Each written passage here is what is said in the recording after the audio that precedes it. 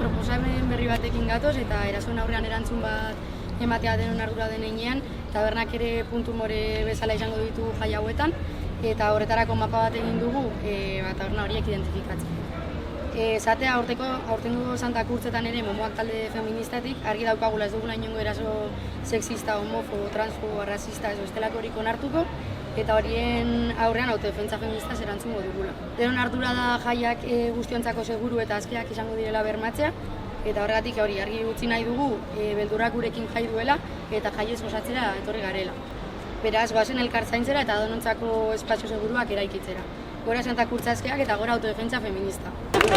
Bueno, udan zeharregia da ikusi dugula herri ezberdinetan eman direla eraso asko, mota askotakoak, eta egia da Galdakoko jaietarako ere neurri batean aurre ikusten dugula berriz ere aurreko urtetan gertatu den moduen erasoak ematea, baina, etengabe esaten gabizena, gu hemen egongo gara, erasoen aurrean ez gara izilik geldituko eta horien aurrean autodefentsa feministaz erantzungo dugu. Komunikabidek eta eduki duten eraginagatik ere bai jendea nahiko beldurtuta dagoela ziztaden kontuagatik, baina badago zabalik protokolo bat horren aurrean erantzun bat emateko. Iraiak 8 bihar dela Arrastiko 7:30 deituko dugu Momoak talde feministatik manifestazio bat.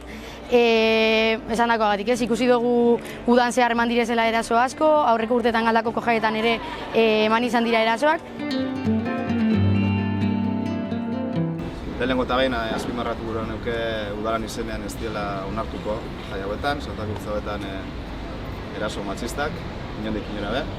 Mugimendu feministak udalarekin batera protokolo bat eratu eban, eta gero jai batzordearen eta txosna batzordearen oniritzia jaso eban. Uste dute hor elkarlana goraipatu beharko neukela, eta elkarlana horren fruitua hor dauela. Bai esan nahiko nuke, eraso matxisten arazoa ez dela bakarrik jaietakoa. Eguneroko tasunean tamalez ematen da, baina bai egia da jaietan, eta hala ikusi izan dugu uda osoan zehar hainbat herritan eman diren jaietan, biderkatu egiten da. Azpimarkatu nahi duguna da, protokolo hau burutzea, ondo eramatea, denon ahalegina izango dela.